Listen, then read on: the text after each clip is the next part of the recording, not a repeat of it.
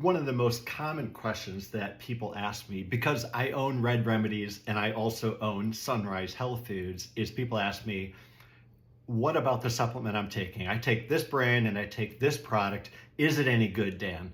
And so let me help you understand a few things that I look at because this question came up again to me very, very recently. Somebody said, hey, I'm taking this brand of organic iodine and is it any good? I thought, well, interesting, organic iodine.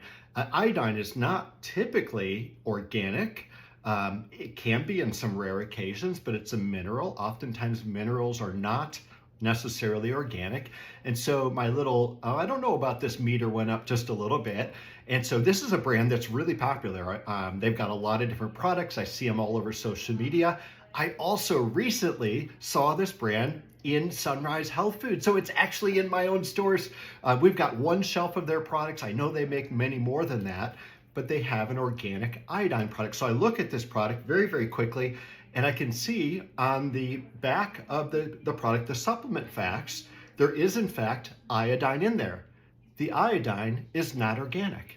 And you think, well, if the front of the label says organic iodine, wouldn't you assume that the iodine is organic? So if the iodine is not organic, what is organic in this organic iodine product? I know this seems very confusing. So if you look on the back under the other ingredients, you'll see that the only organic ingredient is the glycerin, the vegetable glycerin that's a carrier in this organic iodine product is organic. The iodine is not. So how do they get away with this? Well, first of all, iodine is a mineral that you use very trace amounts of. And labeling law says that you can use in big letters on the front of your label the word organic if 95% of your product is organic. And in this product, that would be true. 95% of this product would be glycerin, organic glycerin. So according to label law, they are not breaking the law. Now, I would ask, are they being ethical? And my answer to that is not ethical. Legal, yes. Ethical, no. And so this is not a brand that I don't know who they are, so I thought, let me go online. And so here are the things that I would look at. The first thing is on their website, there is no page that tells me who they are. There's no About Us page. Now, this brand has a woman's name in it. That's the name of the brand. And so you would think that maybe on the About Us page, they tell me a little bit about who this woman might be. No information whatsoever on who they are.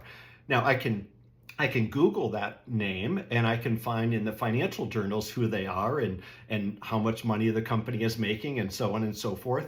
But on the company's website, there is zero information about us. To me, that's the first clue. If I'm buying herbal supplements or dietary supplements, I want to know who I'm buying from. I would expect that a company would tell me who they are on their website. I shouldn't have to go to the financial journals and so forth to find that out. So that tells me, is the company family owned? And I think that's important. To me, that tells me a little bit about what their values might be and what might motivate and drive them. And I realize it's not a perfect science by any stretch, but I really don't want my supplement company to be owned by a private equity company. I would prefer them to be family owned. So number one, go to the website and see if there is any information on the About Us. If it isn't there, personally, I would probably look for another brand. The second thing that I would look for is who formulates that product? Who is involved in putting that product together? Do they know anything about dietary supplements, about minerals, about vitamins, amino acids, and especially about herbs? Herbs are plants. They're varied. Every plant is different. Every herb is different. And so at Redd Remedies, I will tell you, it's one of the things I'm most proud of. The very first hire that I made when I started Redd Remedies was an herbalist. So we have somebody who has a master's degree in herbal medicine that formulates our products. That, to me, is very, very important. So who in that company formulates? Because you'll find that most of the time, 90% and plus of the time, you'll find that the person that's doing that has no education, at least no substantial education on dietary supplements at all. And so as much as I love doctors and nurses and nutritionists and appreciate them for their different roles, those individuals do not have an education in herbs.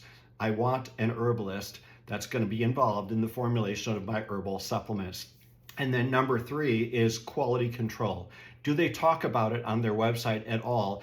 And I'm not talking about the it's non-GMO or it's vegan or it's vegetarian, or I'm not looking for the bullets. I'm looking for some detailed information on what do they do in their quality control process, and preferably even a little information as to who might be running that or what the team is that's running that program for them, because I find that many brands do not have an understanding at all on what it means to run good quality control for an herbal supplement. And again, I'm not talking about just regular or basic FDA compliance, even though I find a lot of brands don't even know what it means to follow the FDA good manufacturing practices, but that's a very low standard.